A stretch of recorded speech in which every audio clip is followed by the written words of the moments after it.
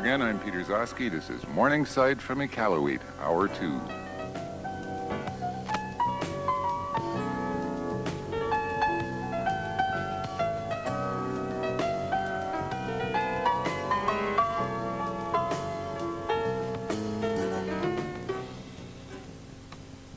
Liusak ilinarving me tungaswiti.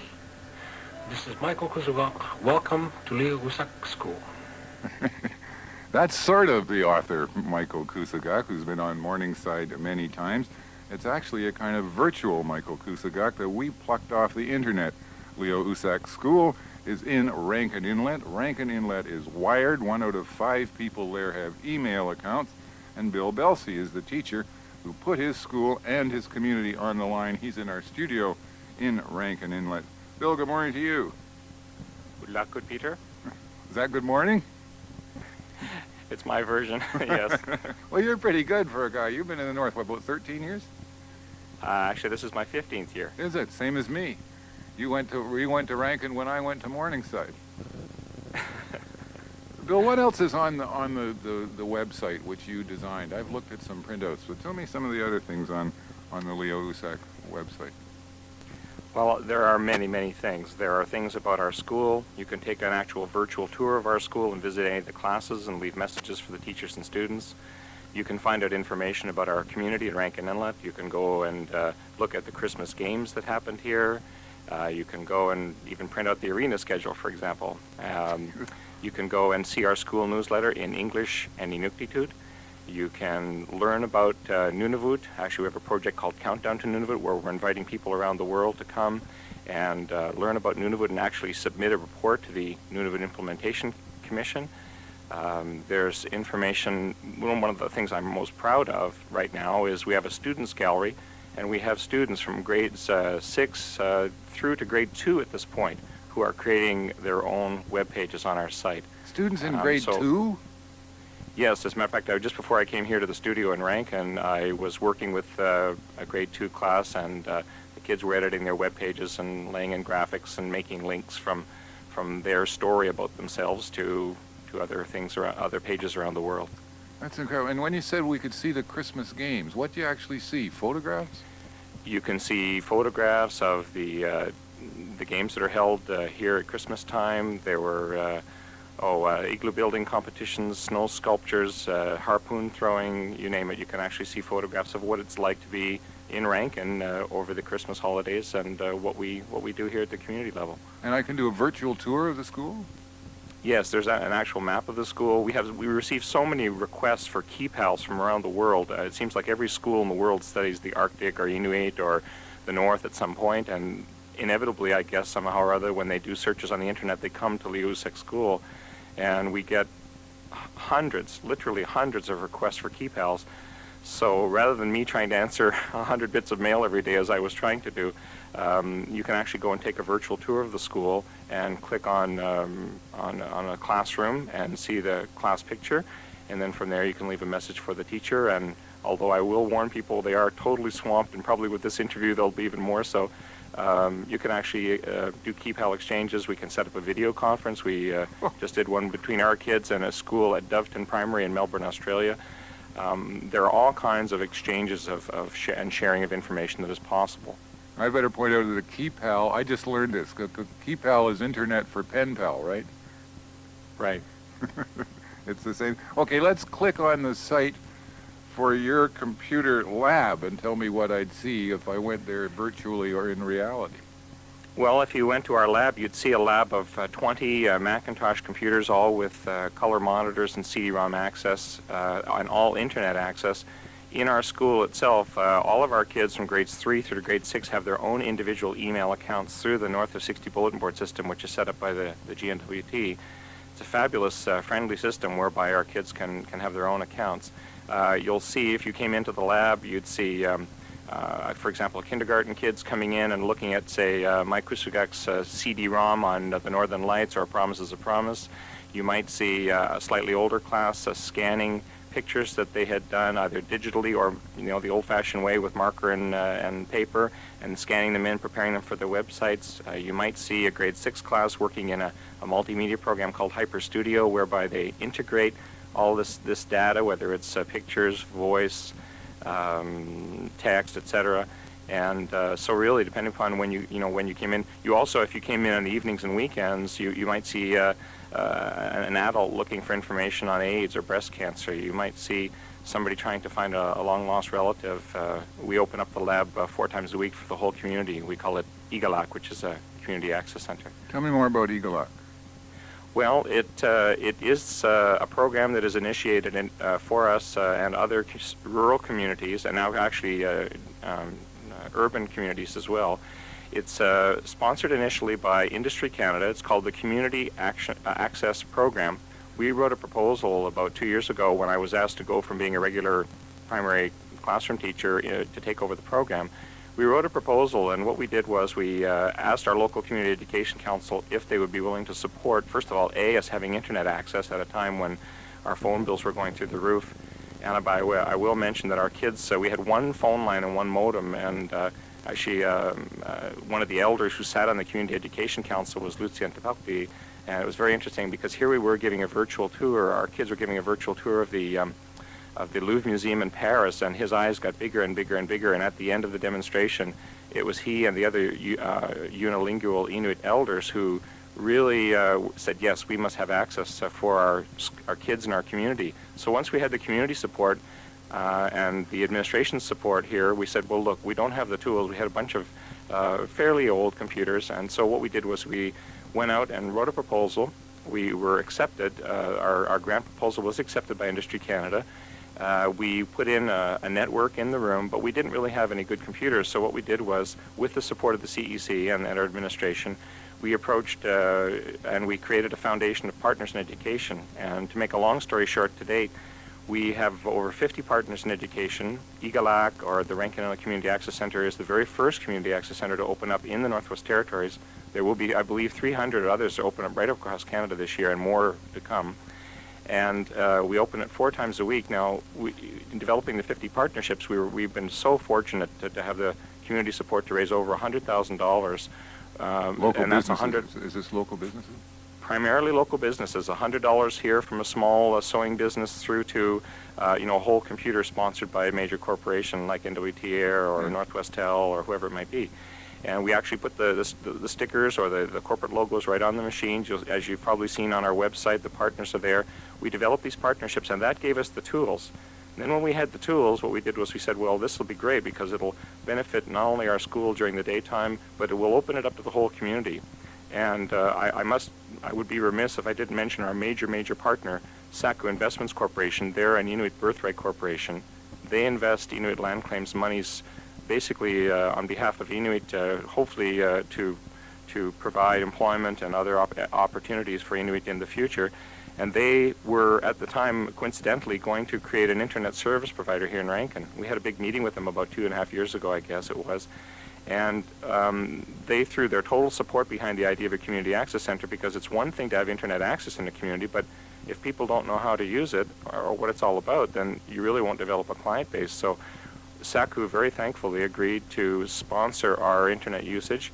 And as a result, now we have, since we were opened up on November 2nd, we have over 2,000 accesses of the center. We're open 4 times a week. We have a special day on Saturdays for preschoolers and families. We have a special day on Sundays for adults. And in all that time, I must say, I have to go back and teach in this lab. And when I go back and work in there, I've never had one CD-ROM stolen, pair of headphones broken, anything. The community has taken this the whole access center to its heart, and it's, if you go there, for example, tonight, you'll see 40 people easily, all crowding around those 20 computers or more. Wow. And it's provided wonderful opportunities both for our kids at the Gzowski and Maniuluk's school, because they also come and work with adult volunteers. We have senior high school students from Maniuluk School, the high school here, and they are paired with adults from the community, and we run it all on a volunteer basis. And so far, it's been a huge success by almost every measure. Yeah, and I know that success has been recognized by your Partners in Education Award, by recognition by the Prime Minister. I know that when Mrs. Chrétien and Mrs. Clinton got together for their controversial little visit to the school in Washington, one of the places they looked into was your school. I know how many people are watching. I also have another another perception of this whole trend I want to bring in before you and I finish talking, and then I'll come back to you. But there's a picture in my mind from what you've been talking about that there's virtual reality in my head. I can't remember the name of the elder you mentioned. Is it Luciac? It's actually Lucien Taparty, Yeah. who is the father actually of Louis Taparty here, who works as an announcer operator here at CBC Kavalik here in Rankin Inlet, and he and the other Inuit elders were critical. It was very interesting. They seem to really have, although the technical issues aside, they really seem to have the world view and sort of the philosophical kind of understanding of how important all this was, and they were the ones who really gave us that first push. It was a rather magical moment.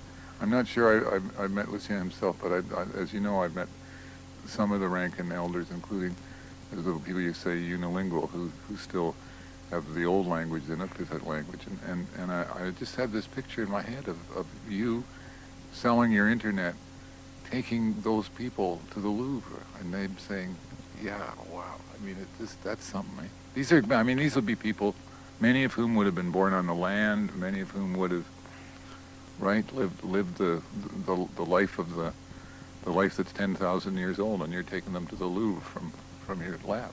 Is that not Absolutely. Right? Absolutely, and I guess the other thing, the reflection I have about this is that, to me, just looking back a little bit, I mean, I think Inuit have this amazing capacity to take sort of Southern technology, as it were, and use it to their best advantage, whether it be snowmobiles or whether it would be radio, and in this case happened to be the internet. It's an amazing quality, and I saw it replicated in the introduction of internet. Yeah, and one thing I also want to point out before I turn to Cambridge Bay, where May Crockett's been patiently waiting on the phone, but this is not only stuff that you can make notes about. This is stuff you can quantify. I happen to know that there are more computers per house in the north than there are in all of Canada on the average. We're at all of the Canada is now about 30% of homes with computers. The north is at 40%. 7% of Canadians our homes are now on the internet.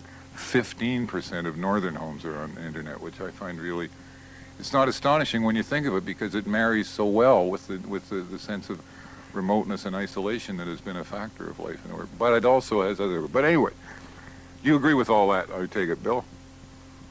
Oh, very much so. I mean, here in Rankin Inlet alone, at Eagle the Community Access Center, we have what's approaching close to 500 email accounts that have been set up through Eagle, which, if you're looking at a population of approximately 2,000 people, you can do some quick math and realize that the numbers here regarding email alone are rather wonderful and very positive.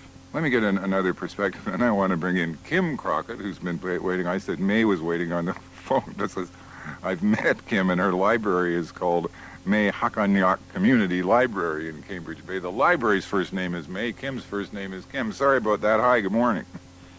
Hi, Peter. How are you? I'm fine. Kim, you're one of many people in the North fighting a proposal that's now come from the government, the GNWT, as Bill said, the government of the Northwest Territories, to use money spent on libraries going to computers. Tell me about how that would affect your life. If this proposal came about, actually, it would effectively close our library down, or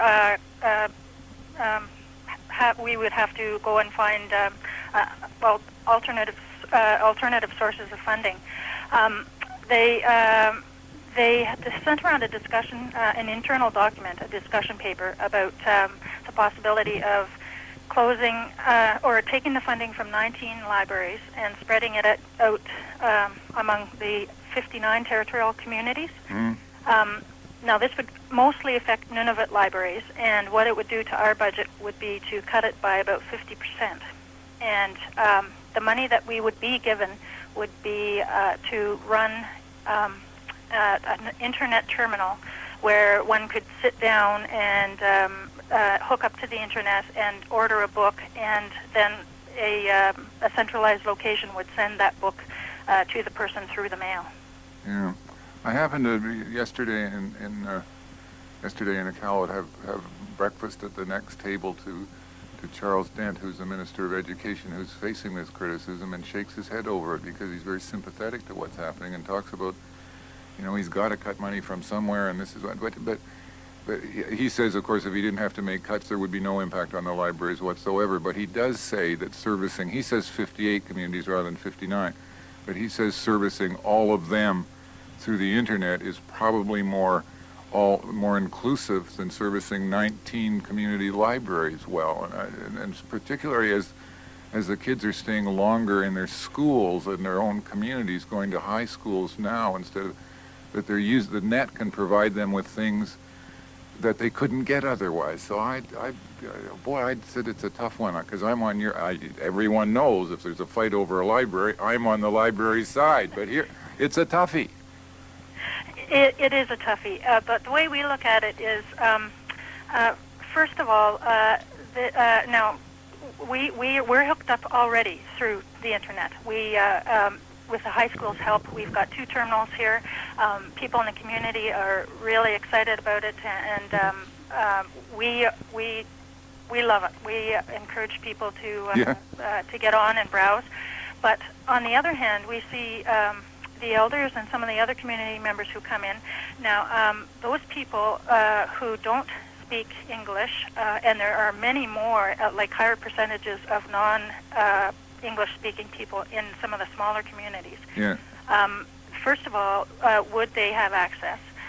Secondly, there's the problem of community or computer literacy. We feel that by putting a community or a computer terminal into a place, say a smaller community like Pelly Bay, now is that going to serve the needs of the entire community, or is it going to serve the needs of a group of people who probably already have access either through their own homes or access through the school? Yeah, maybe I should, Kim, stay with us for a sec, because I want to hear Bill on this subject, because even as I read these exciting figures about 15% of northern homes being on the net now, you and I and everyone listening knows who that 15% are. They're going to tend to be Southerners and well-to-do people of non-native backgrounds, and it's going to take a long time for that to percolate through everyone. And I'm scared. Shouldn't we all be scared that we're making a bigger gulf between the information haves and the information have-nots? Bill? Well, exactly, Peter, and I think that's exactly why we have pushed so hard for community access. As a matter of fact, the Nunavut Implementation Commission, I hope I get the right group here, when they produced their Footprints in the Snow document, which is part of a blueprint for Nunavut, a separate document was referred to the installation of teleservice centers or community access centers in Nunavut, in every Nunavut community. I have as a regular plain old non-techie, guitar strumming, promises of promise reading, elementary school photo teacher, snapping. I have a really hard time with this either-or issue. To me, it is information, and books are part of the information technology. When I, cuddle up at night and I read Roald Dahl or whatever, I don't want my laptop in my bed with my son. I want, I want a book, and I sat on the library board here at the John Elwach Library for a number of years. I really think it's. I have a difficult time with an either/or scenario. To me, it's access to information, and libraries have been they've been the most wonderful tool, the most wonderful invention in the world. In the north here, we've gone from books, and then with the introduction of via radio, the Scenic Sautit, which are elder stories and songs that CBC Gzowski produced for some time. They're all available in Inuktitut at our local library here. There are videos in English and Inuktitut available here. Internet to me seems to be, it shouldn't be a juxtaposition or an either-or. It should be another tool that would help facilitate information access, and I have a hard time with one versus another. I think they all marry under the same umbrella. When kids come into my lab, the grade 6 kids come in, they're doing research, and they said, Bill, I need a map of Newfoundland. Well, yeah, you can spend half an hour maybe finding the map on the internet, but hey, we got the Canadian Encyclopedia or the Atlas right there. There you go. Open up that book. You got it right there. While I'm a supporter of internet, by no means, I don't see it as an either-or issue, and I don't think the people, I think all the players in this, I believe, are working towards the same goals regarding literacy, both whether it be computer literacy and or more basic sorts of literacy. I think we should all be on the same page. Kim, it's hard for you and me to argue with that kind of eloquence. Absolutely. I feel the same way. I don't see, I see, I mean, they're two separate areas. I really feel strongly that, I mean, I know in our library we've really fought to try and make the library, which is normally a southern institution, into a place where for the local people, and we worked really hard to try and take the Inuit culture, which is rooted in oral tradition, and sort of integrate that into all of our programs in the library. Now, adding the internet access is a great. It's wonderful. I mean. But we got to save the libraries too. For the students, but we have to save the libraries and provide service for everyone, and not just the people who are computer literate. Thank you both for this very much. Kim Crockett is community librarian in Cambridge Bay. Bill Belsey in Rankin Inlet, NWT.